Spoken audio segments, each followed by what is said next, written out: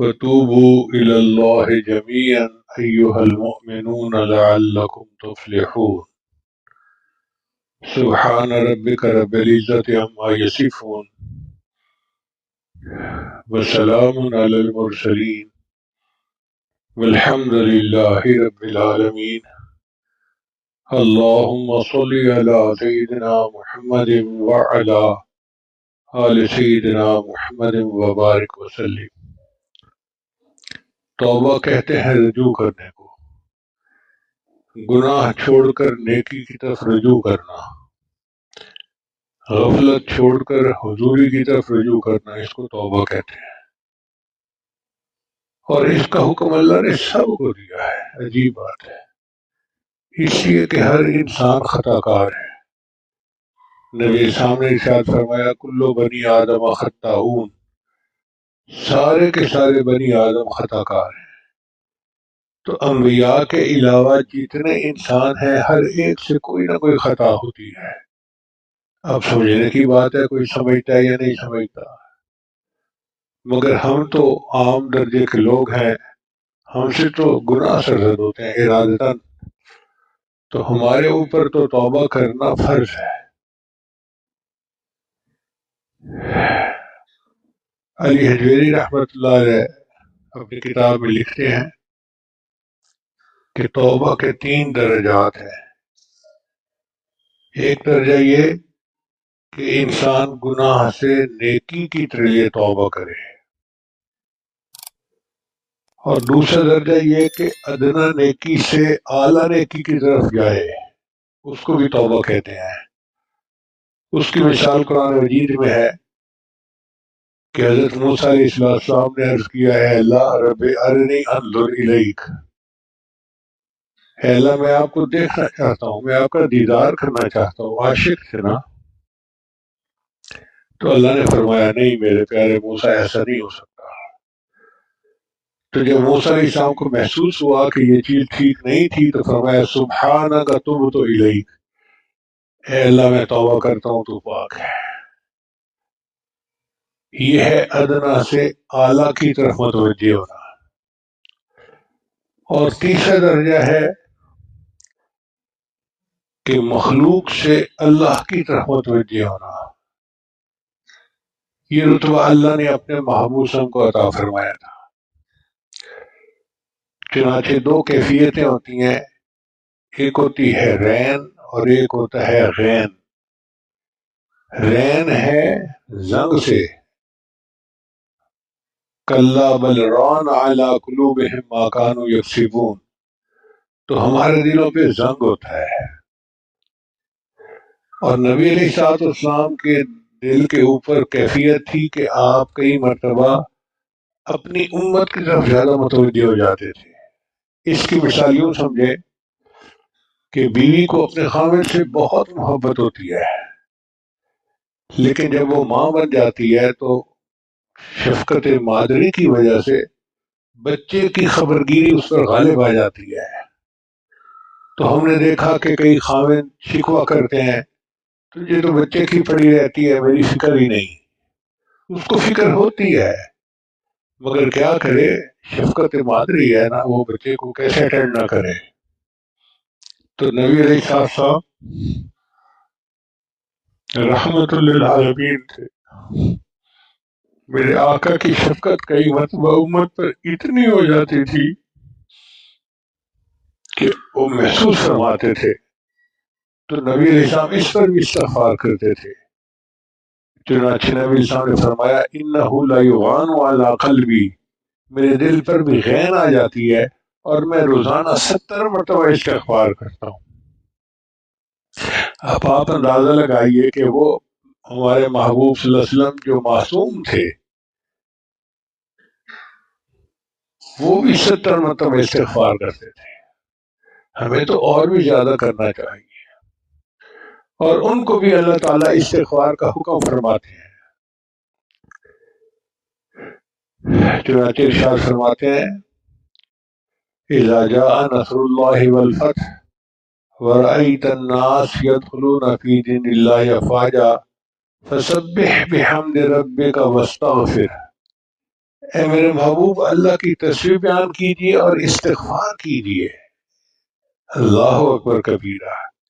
اس کا مطلب یہ کہ ہمیں سے ہر بندے کو توبہ کرنی ہے، استغفار کرنا ہے، ہر بندے کو جو بھی ہے۔ اور توبہ کی توفیق بھی اللہ دیتے ہیں۔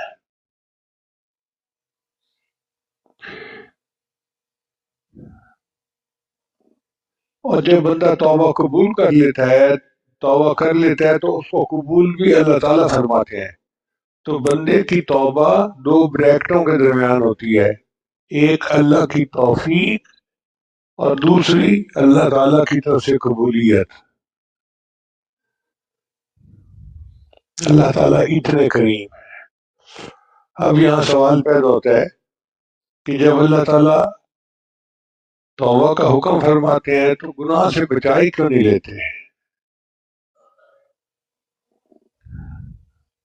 بھائی اللہ تعالیٰ چاہتے ہیں کہ میری صفت درگزر کا اظہار ہو۔ اللہ تعالیٰ اپنی صفت عفو کا اظہار فرمانا چاہتے ہیں، اس لیے نفس کی وجہ سے، شیطان کی وجہ سے انسان گناہ کرتا ہے اور اللہ کی طرف رجوع کرتا ہے، اور ایسا بندہ اللہ کو بہت پیارا، بہت پیارا۔ چنانچہ حدیث مبارکہ میں آتا ہے کہ جبریل سامنے آ کر کہا ہے، اے اللہ کے حبیب صلی اللہ علیہ وسلم، قیامت کے دن ایک بندے کو جہنم میں ڈالا جائے گا، تو اللہ تعالیٰ مجھے حکم فرمائیں گے، جبریل جاؤ اس بندے کے پاس، یہ مجھ سے دعا مانگتا تھا یا حنان یا منان، تو اس سے پوچھو کہ یہ یا حنان یا منان کس کو کہتا تھا؟ تو میں اس سے پوچھوں گا تو وہ کہے گا کہ اللہ کے سوا کوئی حنان اور کوئی منان نہیں، میں اسی سے دعائیں مانگتا تھا۔ اللہ فرمائیں گے اچھا، اگر یہ مجھے حنان اور منان مانتا تھا تو اس کو جہنم سے نکال لو۔ آپ اندازہ لگائیے اللہ کی رحمت کا کہ یا حنان اور یا منان ایک مرتبہ کہنے پر اللہ معاف فرما دیں گے۔ نبی صاحب نے فرمایا کہ ایک بندے کو اس کے گناہوں کی وجہ سے جہنم کی طرف لے جایا جائے گا، جب وہ جہنم کے قریب پہنچے گا تو جہنم کی آگ سمٹ جائے گی، پیچھے ہٹ جائے گی، تو فرشتے پوچھیں گے یا اللہ جہنم کی آگ سمٹ رہی ہے، مسئلہ کیا ہے؟ تو اللہ تعالیٰ فرمائیں گے یہ میرا وہ بندہ ہے کہ جو گناہوں پہ روتا تھا، اور جس آنکھ سے اپنے گناہوں پہ توبہ کا آنسو نکل آیا اس کو جہنم کی آگ نہیں جلا سکتی۔ اس لیے ہمیں چاہیے کہ ہم تنہائی میں اللہ کے حضور اپنے گناہوں کی معافی مانگیں اور خوب رونا دھونا کریں۔ اللہ کو یہ رونا دھونا بہت پسند ہے۔ ایک مرتبہ نبی علیہ السلام نے ارشاد فرمایا وَعَظَمْ بَلِيغًا، بڑا ہی بلیغ بیان تھا، محبوب کی تو ہر بات ہی بلیغ ہوتی تھی۔ تو ایک صحابی اونچا رونے لگے، تو نبی علیہ السلام نے فرمایا کہ اس کا رونا اللہ کو اتنا پسند آیا کہ اس کے رونے کی وجہ سے اللہ نے محفل کے سب لوگوں کی مغفرت فرما دی۔ یعنی ایک بندے کا رونا اللہ کو اتنا پسند کہ اللہ نے اس کی وجہ سے پورے مجمع کی مغفرت فرما دی۔ اس لیے نبی علیہ السلام کے ناموں میں سے ایک نام ہے نبی التوبہ۔ یہ نام کیوں رکھا گیا؟ ایک تو یہ کہ نبی صاحب خود توبہ استغفار کی کثرت فرماتے تھے، اور دوسری بات یہ کہ اللہ نے محبوب کی امت کے لیے توبہ کو بہت آسان کر دیا۔ پہلی امتوں کے لیے توبہ مشکل تھی۔ بنی اسرائیل کو تو اللہ فرماتے تھے کہ تم اپنے آپ کو زخمی کرو اور خون نکالو تب تمہاری توبہ کو مانا جائے گا، اور اس امت کے لیے اللہ نے کوئی شرط نہیں رکھی، حتیٰ کہ زبان سے توبہ کے الفاظ کہنا بھی شرط نہیں رکھی۔ نبی صاحب نے فرمایا الندم توبۃ، دل کی ندامت کا نام توبہ ہے۔ جب کوئی بندہ اپنے دل میں نادم ہو جاتا ہے، یار میں نے فلاں کام برا کیا، مجھے نہیں کرنا چاہیے تھا، یار مجھ سے غلطی ہوئی، میں آئندہ ایسا نہیں کروں گا، جب بندہ دل میں افسوس کرتا ہے نا تو اسی کا نام توبہ ہے۔ اب یہاں علماء نے ایک علمی نقطہ لکھا ہے، وہ فرماتے ہیں آخر وجہ کیا تھی؟ وہ بھی انسان تھے جو پہلی امتوں والے تھے، اور ہم بھی انسان ہیں، تو ان کے لیے اتنی مشکل توبہ اور ہمارے لیے اتنی آسان۔ تو انہوں نے اس کا جواب دیا، ان کا اس کی وجہ یہ ہے کہ پہلی امتوں کے پاس جب نبی آئے بنی اسرائیل کے پاس اور انہوں نے اللہ کا پیغام پہنچایا، تو انہوں نے آگے سے جواب دیا کہ ہم اس وقت تک ایمان نہیں آئیں گے حتی نر اللہ جہرتن، جب تک ہم اللہ تعالیٰ کو ظاہر میں دیکھ نہیں لیں گے۔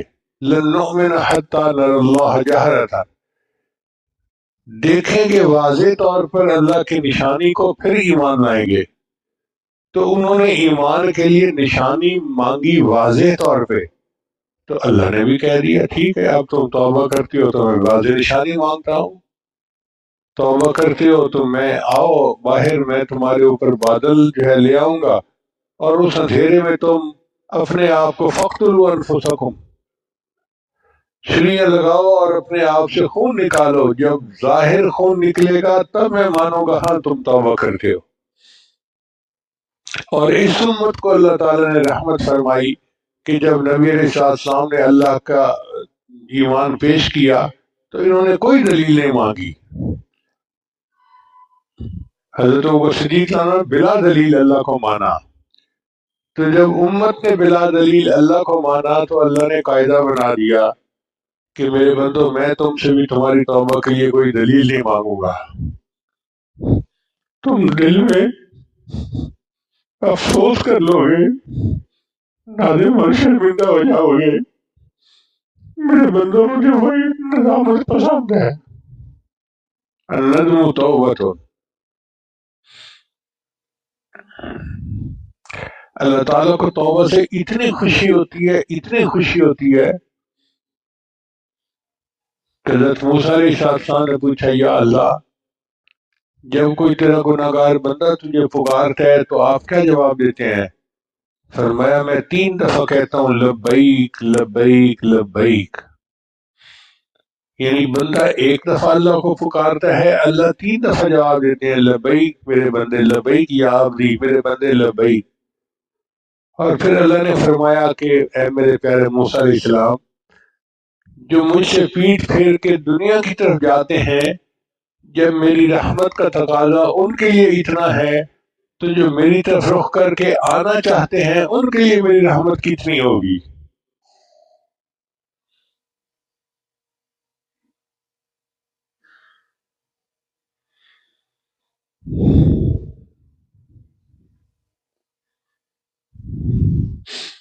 چنانچہ حدیث مبارکہ میں نبی علیہ السلام نے ایک واقعہ سنایا کہ ایک آدمی اونٹنی پہ جا رہا تھا صحرا میں چاروں طرف ریت ہوتی ہے میلوں تک، نہ پانی ہوتا ہے نہ ٹھکانہ ہوتا ہے، اور ایک مشکل سفر ہوتا ہے۔ تو راستے میں ایک جگہ اس کو تھکاوٹ ہوئی تو وہ نیچے اتر آیا اونٹنی سے اور تھوڑی دیر کے لیے سو گیا۔ جب اٹھا تو دیکھا کہ اس کی اونٹنی غائب ہے۔ اب کیا پتا اونٹنی کہاں ہے، وہ کبھی دائیں بھاگتا ہے کبھی بائیں بھاگتا ہے، کبھی آگے کبھی پیچھے، اونٹنی کا سراغ نہیں ملتا۔ اس کو یقین ہو گیا کہ اب موت سامنے ہے۔ آپ اندازہ لگا سکتے ہیں نا کہ ایک بندے کے اوپر کتنی مایوسی ہوتی ہے۔ جیسے شام کے وقت میں کشتی سمندر میں اکیلی ہو تو مسافروں کا حال ہوتا ہے، اس بندے کا یہی حال تھا۔ چنانچہ اس کیفیت میں تھکا ہوا تھا، دوبارہ اس کو اونگ آ گئی۔ کہتے ہیں نا کہ نیند جو ہے وہ تو سولی پہ بھی آ جاتی ہے۔ اب جب وہ اٹھا تو اس نے دیکھا اٹھنی پاس کھڑی ہے، تو اتنا خوش ہوا کہ خوش ہو کر کہنے لگا، اللہ تو میرا بندہ میں تیرا اللہ، یعنی الٹی بات کر گیا۔ کہنا تھا میں تیرا بندہ تو میرا اللہ، یوں کہنا چاہتا تھا، لیکن خوشی کی انتہا اتنی تھی کہ الفاظ یہ نکل گئے منہ سے کہ تو میرا بندہ میں تیرا اللہ۔ تو نبی صاحب نے فرمایا جتنی خوشی اس اونٹنی والے کو اس وقت ہوئی، اس سے زیادہ خوشی اللہ کو اس وقت ہوتی ہے جب کوئی بندہ توبہ کرتا ہے۔ تو اس سے اندازہ لگائیے کہ اللہ تعالیٰ کتنا خوش ہوتے ہیں۔ اسی اللہ تعالیٰ نے کہ محبوب نے فرمایا التائب حبیب اللہ، کہ اللہ کے سامنے توبہ کرنے والا تو اللہ کا دوست ہوتا ہے۔ سبحان اللہ، اللہ تعالیٰ کتنے کریم ہیں کہ توبہ کرنے والے کو اپنا دوست بنا لیتے ہیں۔ اللہ تیری رحمتوں کے قربان جائیں، آپ کتنے کریم ہیں، کتنے مہربان ہیں۔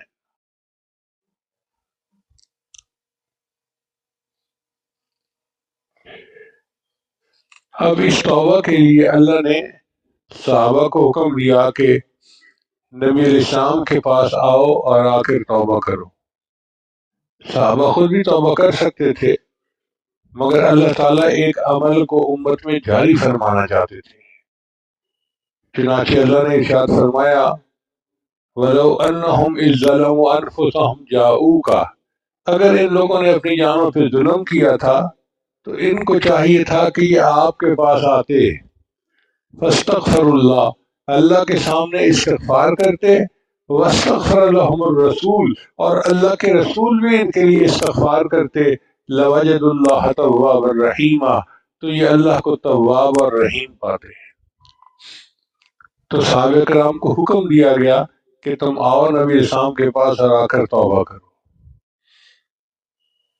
اب یہ عمل صحابہ نے نبی اسلام سے کیا، اور پھر یہ امت صحابہ سے تابعین نے کیا، اور چلتے چلتے یہ عمل آج بھی دنیا میں موجود ہے۔ یہ جو بیعت کی جاتی ہے نا سلوک میں، یہ اصل میں بیعت توبہ ہی ہے۔ اور عزیز طلباء، ایک عجیب بات ہے کہ جیسے حدیث کی ایک سند ہوتی ہے نا، اگر سند نبی علیہ السلام تک پہنچ جائے تو حدیث بہت مضبوط ہو جاتی ہے۔ کچھ اعمال ہیں جن کی سند نبی علیہ السلام تک پہنچتی ہے، یہ توبہ کا عمل بھی انہی اعمال میں سے ہے۔ ہم اپنے شیخ کے ہاتھ پہ توبہ کرتے ہیں، انہوں نے اپنے شیخ کے ہاتھ میں، اور یہ سلسلہ اوپر چلتے چلتے صدیق اکبر تک پہنچتا ہے، اور انہوں نے نبی اسلام کے ہاتھوں پر بیعت کی تھی۔ تو ہمیں خوشی اس بات کی ہے کہ اللہ نے ہمیں ایک ایسے عمل کی توفیق عطا فرمائی جس کی سند متصل ہے، اور اس کی وجہ سے توبہ اللہ جلدی قبول فرما لیتے ہیں۔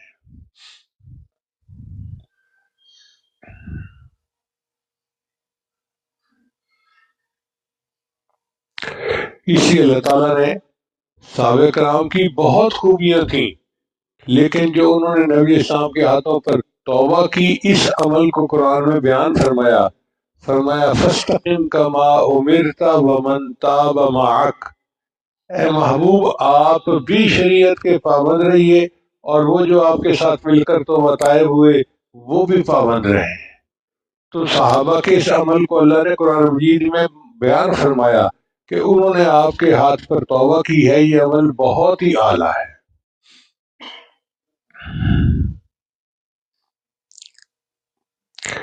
تو نبی علیہ السلام کے ناموں میں ایک نام ہے نبی التوبہ، اور اللہ تعالیٰ کے ناموں میں سے ایک نام ہے التواب، توبہ کو قبول کرنے والا۔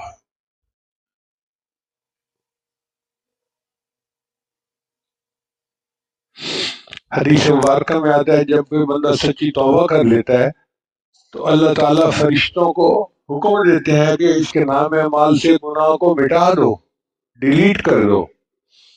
تو نام اعمال سے بھی گناہ مٹا دیا جاتا ہے، زمین کے جس ٹکڑے پر اس نے گناہ کیا تھا اس ٹکڑے کو بھی بھلا دیا جاتا ہے، جو نگران فرشتے تھے کرامن کاتبین ان کو بھی بھلا دیا جاتا ہے، آسمان کو بھی بھلا دیا جاتا ہے، حتیٰ کہ اس بندے کے گناہ پر گواہی دینے والا قیامت کے دن کوئی بندہ نہیں ہوگا، اس لیے کہ اس نے توبہ کی۔ التائب من الذنب کمن لا ذنب لہ، گناہوں سے توبہ کرنے والا ایسے ہو جاتا ہے جیسے اس نے گناہ کیا ہی نہیں ہے۔ تو جب اللہ تعالیٰ کی اتنی رحمت ہے کہ اللہ تعالیٰ بندے کے گناہوں کو اس طرح معاف کرتے ہیں، تو ہمیں چاہیے کہ ہم صبح و شام توبہ کریں۔ صبح توبہ ہے، شام توبہ ہے، میرے لب پہ مدام توبہ ہے، ہر وقت ہی توبہ کرتے رہے، اللہ سے معافیاں مانگتے رہے، اور کبھی بھی اپنے اچھے کام پہ فخر نہ کرے، اترائے نہیں، اپنے آپ کو نیک نہ سمجھے۔ اگر سمجھا تو شیطان فائدہ اٹھا جائے گا، اس لیے شیطان اس کوشش میں لگا رہتا ہے کہ بندہ توبہ نہ کرنے پائے۔ ذہن میں پتہ کیا ڈالتا ہے؟ ہاں، اگر تم توبہ کر بھی لو تو پھر تم نے گناہ تو پھر کرنا ہی ہے، بھئی کیوں کرنا ہے؟ اللہ کی طرف سے قبولیت ہو گئی تو اللہ حفاظت فرما لیں گے۔ بس جب توبہ کر رہے ہیں اس وقت دل میں پکی نیت ہونی چاہیے کہ میں نے اب گناہ نہیں کرنا، چاہے اس کے بعد 1000 دفعہ ہو جائے، وہ توبہ کے منافی نہیں ہے۔ بس دل میں ہو کہ میں نے توبہ کر لی، اب میں نے گناہ نہیں کرنا، اس امید کے ساتھ توبہ کریں۔ بزرگوں نے لکھا ہے کہ اے دوست،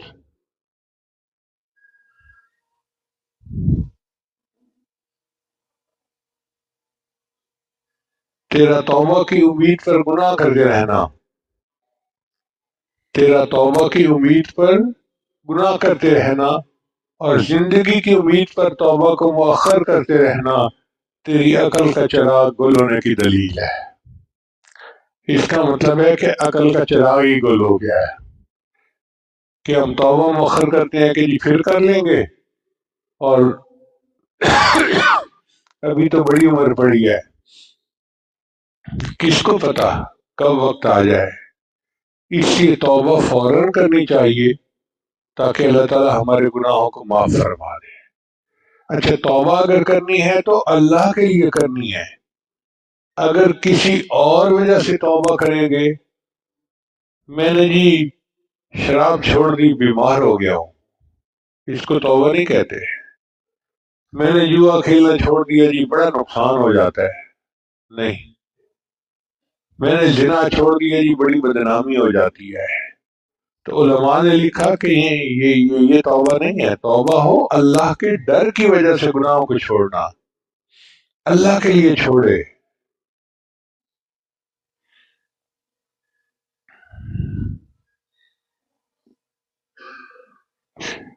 کچھ گناہ ایسے ہیں کہ جو اتنے برے نہیں، مگر گناہ کے بعد کچھ کام بندہ ایسا کرتا ہے جو اور برے ہوتے ہیں۔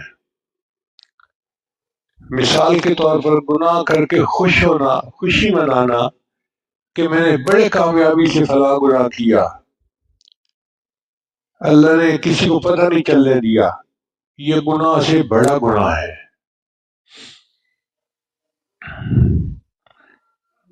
گناہ کرنے کی کوشش کرے اور گناہ کا موقع نہ ملے، اس پر افسردہ ہونا، یہ گناہ سے بڑا گناہ ہے۔ بھئی اللہ نے حفاظت فرما لی تو اس پر تو خوش نہ ہونا،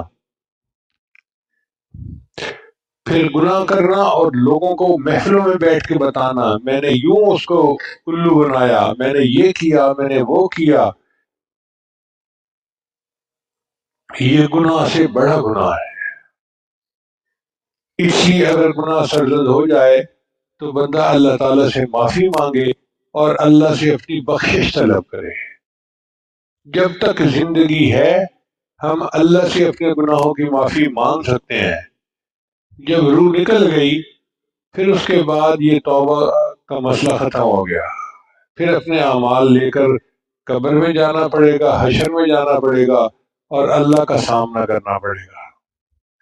اللہ تعالیٰ ہمیں محفوظ فرمائے اور قیامت کے دن کی ذلت سے ہمیں اللہ تعالیٰ نجات عطا فرمائے۔ اور اپنے گناہوں پر سچی پکی توبہ کی اللہ ہمیں توفیق عطا فرمائے، کیونکہ اللہ نے فرمایا وَتُوبُوا إِلَى اللَّهِ جَمِيعًا أَيُّهَا الْمُؤْمِنُونَ لَعَلَّكُمْ تُفْلِحُونَ۔ اور اے ایمان والو، تم سارے کے سارے توبہ کرو اگر تم فلاح پانا چاہتے ہو۔ تو توبہ سے بندے کو اللہ فلاح عطا فرما دیتے ہیں۔ فلاح کہتے ہیں ایسی کامیابی جس کے بعد ناکامی نہ ہو، اللہ کے ہاں ایسا قرب جس کے بعد دوری نہ ہو، اس کو فلاح کہتے ہیں۔ اور یہ توبہ کرنے والے بندے کو اللہ عطا فرما دیتے ہیں۔ ہم دعا کرتے ہیں کہ اللہ ہمیں یہ بھی عطا فرمائے، اور انسان جس عمر میں بھی ہو، بچہ ہو، بڑا ہو، چھوٹا ہو، مرد ہو، عورت ہو، ہر ایک توبہ کرے۔ ایک تو توبہ کرے گناہوں سے نیکی کی طرف آنے کے لیے، دوسرا توبہ کرے غفلت سے حضوری کی طرف آنے کے لیے، اور تیسرا توبہ کرے کہ جو ہمیں عبادت کے اندر شیطانی خیالات اور یہ آتے ہیں اس سے بھی توبہ کرے۔ اب کوئی بندہ ہے جو یہ دعویٰ کرے کہ مجھے تو نماز میں ادھر ادھر کا خیال ہی نہیں آتا، کہ ہماری نماز تو ادھر ادھر کے خیالات سے بھری ہوئی ہوتی ہے، تو ہمارے اوپر تو توبہ کرنا اور بھی زیادہ لازم اور بھی زیادہ ضروری۔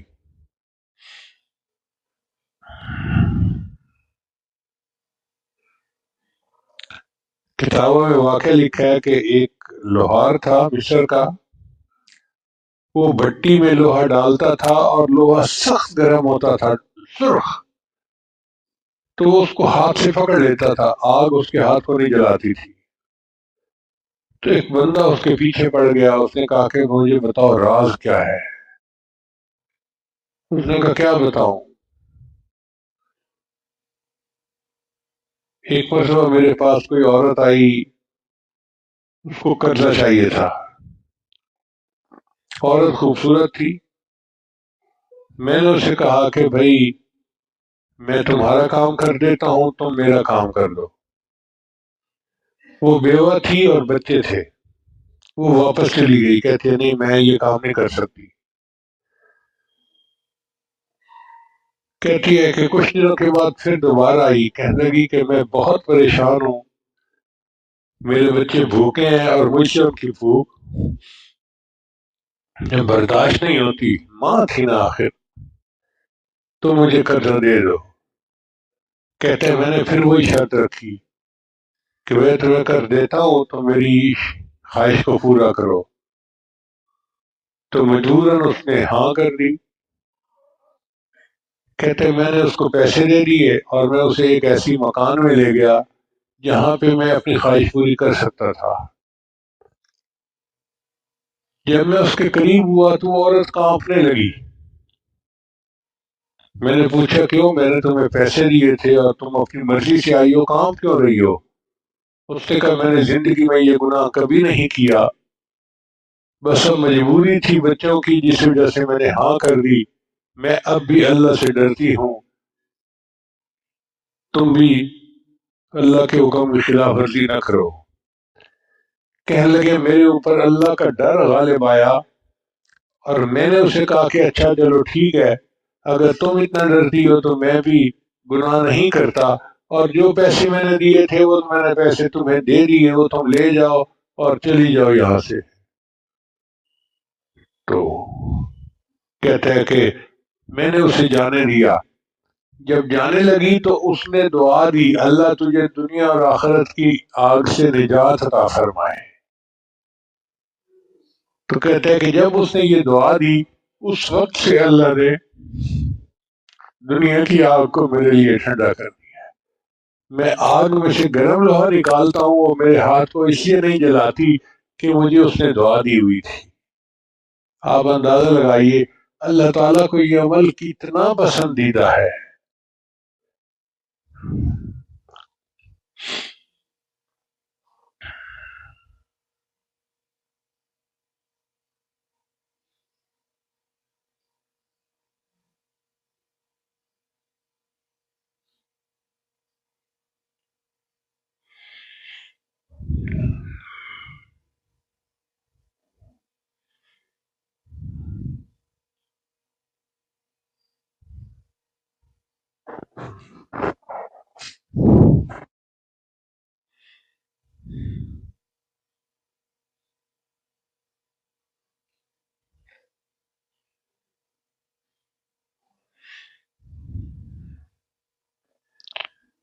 وآخر دعوانا الحمد للہ رب العالمین۔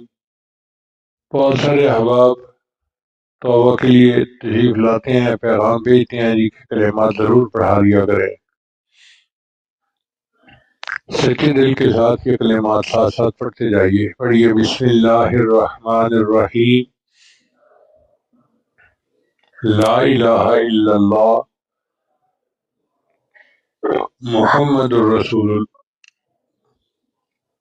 آمنت باللہ وملائکتہ وکتبہ ورسلہ والیوم الآخر والقدر خیرہ وشرہ من اللہ تعالی والبعث بعد الموت، آمنت باللہ کما ہوا بأسمائہ وصفاتہ وقبلت جمیع احکامہ اقرار باللسان